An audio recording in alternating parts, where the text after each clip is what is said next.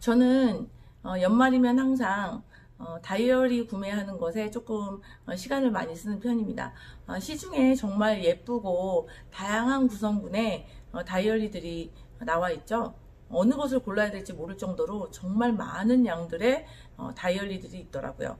그 중에 어떤 다이어리가 가장 좋습니까? 라고 물으신다면 저는 나의 성격, 그리고 내 일의 성격, 그리고 내가 주로 하는 일의 스타일, 이런 것에 따라서 선택하시면 좋을 것 같은데요. 사회 초년병이거나 아니면 학교에 다니고 계신다면 대부분은 처음에는 먼슬리를 먼저 접하시는 것 같아요.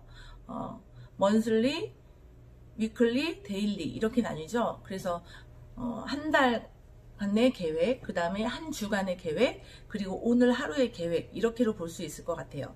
그런데 먼슬리와 위클리를 한꺼번에 쓰게 되면 너무 적어야 될 게 많습니다. 여러분들이 대부분 메모를 꺼려하는 이유가 그거 쓰는 시간에 일하겠어요 라고 이야기하고 계획을 쓰는 시간에 공부를 하는 게 더 낫지 않을까요? 라고 이야기를 하지만 사실은 이렇게 계획을 세우는 메모 습관은 굉장히 중요한 게요. 버려지는 시간을 없앨 수 있어요. 버려지는 시간이 줄면 처음에는 그 시간을 투자해서 시간을 뺏기는 것 같지만 나중에 시간이 지나서 한 달, 두 달이 지나고 나서 보면은요, 내가 가고자 하는 방향을 명확하게 결정하고 그것을 향해 가기 때문에 쓸데없이 버려지는 시간들을 굉장히 함축적으로 줄일 수 있습니다. 그렇기 때문에 내가 보다 집중하고 몰입할 수 있는 시간을 보장받게 되는 것이죠. 그래서 메모는 굉장히 중요한 겁니다. 처음에 먼슬리와 위클리를 한꺼번에 다 쓰려고 하지 마시고요.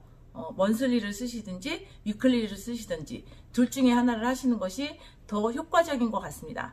일단 한 달의 계획을 통틀어 보긴 어렵고 대부분 저 같은 경우에는 먼슬리 같은 경우에는 약속 시간이라든지 미팅 일정 뭐 이런 것들, 그리고 일의 기간들, 이런 것들을 좀 기록하는 편이고요. 위클리 같은 경우에는 좀 더 그보다는 상세하게 미팅을 위해서 무엇을 준비해야 하고 견적을 내기 위해서 언제까지 협업을 해야 하고 이런 부분들을 좀 기록하는 데 사용을 하고요. 그리고 데일리 같은 경우에는 시간 단위별로 내가 오늘 해야 되는, 그러니까 월간 계획에 따른 주간 계획, 주간 계획에 따른 일간 계획을 세우게 되는 거죠. 그래서 시간대별로 오전에는 외부와 함께 접촉해야 되는 전화 업무라든지 메일링이라든지 아니면 사내 회의라든지 이런 것들을 주로 잡는 편인 것 같고요. 그리고 주로 점심시간 이후에는 외부에 나가서 외부의 사람들과 만나고 미팅을 하고 뭐 이런 시간들을 주로 쓰고 있는 것 같고요. 오후 시간대는 회사에 복귀해서 하루의 일과를 정리하고 외부에서 있었던 일들을 직원들과 함께 나누면서 또 다른 일정 계획을 세우는 그런 시간을 보내고 있는 것을 한눈에 파악할 수 있게 되었어요. 이런 계획들을 세우다 보면 하루하루 주어진 나의 시간을 알차게 쓸 수 있고요. 그렇게로 하다 보면 고민하는 시간이 훨씬 많이 줄게 됩니다. 고민하는 시간이 준다면 그 말은 곧 편안한 시간이 많다는 얘기일 수도 있고요. 그 무엇보다도 내가 잘하고 있는 걸까? 무언가 놓친 거는 없을까? 이런 불안감에서 해방될 수 있으세요. 그렇기 때문에 처음에는 조금 습관이 되지 않아서 힘드실 수 있겠지만 그 부분은 한번 습관을 들여보시는 게 굉장히 중요할 것 같아요. 대부분 저희 직원들 같은 경우에도 저에게 고민을 이야기하는 것이 지금 이 프로젝트를 진행하고 있는데 다른 프로젝트가 함께 올 때, 그리고 자잘하게 처리해야 되는 잔 업무들을 어느 것부터 먼저 해야 될지 모르겠다는 이야기들을 종종 하거든요. 대부분 이런 질문을 하는 단계는 입사해서 1, 2년 차 사이인 것 같아요. 그 이유는 본인들이 어떤 일을 우선으로 해야 되는지를 아직 결정하지 못하고 있다는 이야기거든요. 중요도를 판단하기도 어렵고, 그리고 어떤 일을 우선적으로 해야 되는지에 대한 기준을 세울 수 없는 거죠. 근데 매번 그걸 할 때마다 누군가가 이거 먼저 해야 하고 얘는 그냥 몇 시까지 뭘 끝내주세요 라고 한다면 이 부분은 편리할 수는 있겠지만 시간이 지날수록 경력이 쌓이고 내 업무 분량이 많아질수록 누군가가 옆에서 계속 시간을 재줄 수는 없다는 거죠. 그렇기 때문에 여러분들이 정리하는 습관, 메모하는 습관을 가지게 되면 일의 중요도도 보이고요. 그리고 어떤 것을 우선적으로 해야 될지, 또 해당하는 이 일이 어느 만큼의 시간을 소요하는 일인지를 기록을 통해서 재확인할 수 있어요. 그렇게 되게 된다면 여러분들이 하고자 하는 업무의 우선순위에 맞춰서 제날, 제때에 일을 처리함으로써 일 잘하는 능력 있는 사람으로 인정받게 될 거라고 저는 믿습니다.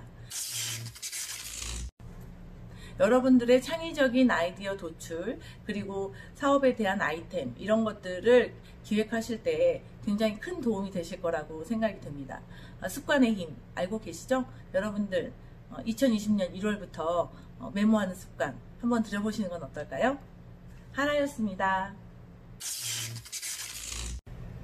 2020년 제가 한번 구매해본 다이어리들이에요. 정말 다양하고 예쁜 다이어리들이 굉장히 많더라고요. 그 중에 몇 가지 여러분들과 공유해 보려고 종류별로 한번 구매해 봤습니다. 그 중에 첫 번째는 먼슬리가 이렇게 있고요.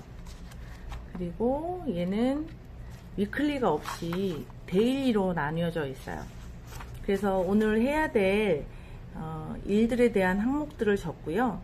시간차별로는 기록할 수 있게 표기된 것이 없어요. 그것이 조금 아쉽긴 하지만 아직 메모의 기초의 단계라고 한다면 크게 한 달의 일정과 시간 이런 것들을 체크하고요. 오늘 해야 될 일 항목들만 먼저 체크하시고 걔네들을 어떻게 처리했는지를 적는 것만으로도 일단 좋은 습관을 들이는 첫 발자취가 될 거라고 생각이 돼요. 그것을 보완할 수 있는 비즈니스 플래너였어요. 이거 같은 경우에는 금액도 굉장히 저렴하고 내용 구성군도 좀 좋았던 것 같아요. 지금 보시다시피 여기는 먼슬리가 이렇게 기록이 되어 있고요. 이 한 주에 대한 메모들을 적을 수 있도록 옆에 이렇게 작은 비고란으로 만들어 놓았네요. 그리고 그 다음은 쭉 이렇게 일정에 대한 내용들이에요. 여기 보시면 항목들을 적을 수 있게도 되어 있고요. 또 여기에 시간대별로 어느 시간대에 내가 이 일을 처리할 것인가에 대한 내용들을 기록할 수 있게 되어 있고요. 그리고 하단 부분은 비고란으로서 이 일을 처리하면서 제가 아까 말씀드렸던 것처럼 어느 부분이 잘 처리가 됐는지, 어느 부분은 아쉬웠는지, 내가 느낀 점은 뭔지 이런 것들을 기록해 놓는다면 좋은 정리 기록이 될 것 같다고 생각이 돼요. 그런데 조금 이거 같은 경우에는 아쉬운 게 뭐냐면 먼슬리 같은 경우에는 이렇게 석 달분이 있어요. 그러면 다시 말해 이 일과는 석 달분만 있다는 얘기죠. 그래서 한 분기를 쓸 수 있도록 만들어진 것 같아요. 그래서 이거 같은 경우에는 일정표 위주의 다이어리라고 볼 수 있겠어요. 그리고 이거 같은 경우에는 좀 또 다른 형식을 갖추고 있어요. 처음에 보면 연도 표기가 있고요. 그 다음에 먼슬리가 있습니다. 그리고 위클리가 나오게 되는데요. 얘는 위클리 겸 데일리의 형식으로 나온 것 같아요. 보통 데일리 같은 경우에는 좀 전에 보았던 다이어리처럼 이렇게 시간대 표시가 되어 있으면 굉장히 좋거든요. 근데 아직은 메모의 습관이 들지 않아서 그렇게까지는 조금 어려울 것 같다라고 생각이 드신다고 한다면 위클리 겸 데일리로 쓸 수 있는 이 형식의 것을 쓰시는 게 좋을 것 같고요. 그렇게로 놓고 보면 지금 현재 이 구성군과 흡사하다고 말할 수 있는데 좀 더 칸의 공간의 분할을 어떻게 했느냐의 차이 정도인 것 같아요. 보다 조금 확장된 사이즈로 기록하기 편하고 글씨를 쓰는 데 있어서 부담감 없는 사이즈여서 얘도 참 좋다라는 생각이 들더라고요. 여러분들이 좀 더 상세하게 쓰고 싶다면 시간 일정까지 보시는 게 좋을 것 같고요. 아직까진 그게 부담스럽다 그러면 먼슬리에다가 일정 계획을 쓰시고 그 다음에 위클리 겸 데일리에다가 이렇게 기록을 하시는 것도 좋을 것 같다고 생각이 들고요. 아니면 오늘 일정을 쓰긴 쓰되 나는 그냥 간략하게만 쓰면서 일단 습관을 들이고 싶다 한다면 이런 형태의 형식도 괜찮은 것 같아요. 이 외에 다른 정리 습관 중에 하나인 감사일기를 쓰기 위한 노트로 구매해 봤습니다. 이거 같은 경우에는 한 문장 일기라고 해서 되어 있는 이것을 통해서 올해 연도는 여기다가 감사일기를 좀 써볼까 해요. 올 한 해는 어떤 감사한 일들이 많을지 기대가 됩니다. 이거는 학창 시절에 쓰고 나서 그 이후에 한동안 쓰지 않았던 건데요. 다이어리를 구매하러 갔을 때 눈에 띄어서 한번 이것도 올해는 한번 기록해 볼까 하고 구매했습니다. 바로 가계부예요. 매달 쓸 수 있도록 이렇게 한 페이지별로 구성이 되어 있고요. 그리고 한 달 지출한 내용을 기록하고 정리를 함으로써 제 소비 패턴은 어떤지, 그리고 과한 지출은 없었는지 이런 것들을 좀 한눈에 볼 수 있을 것 같아서 구매해 가지고 왔습니다. 올해 연도는 얘도 한번 함께 해보려고 합니다. 그래서 제가 올해 연도에 주로 많이 쓸 다이어리는 이 세 가지 종류예요. 감사일기와 그리고 일정 계획표를 정리하고 그 다음에 금전 계획표를 정리하는 이 세 가지를 조금 주로 쓸 예정인데요. 올 한 해 잘 기록하고 연말 때쯤 여러분들과 함께 공유하면 더 좋을 것 같아요. 여러분들도 여러분의 생활 패턴에 라이프 스타일에 맞는 다이어리를 선택해 보시고요. 2020년도에 정리함으로써 본인이 보다 발전할 수 있는 그런 계기가 됐으면 좋겠습니다. 하라 여러분들의 메모 습관은 성장 습관입니다. 다음에 또 만나요.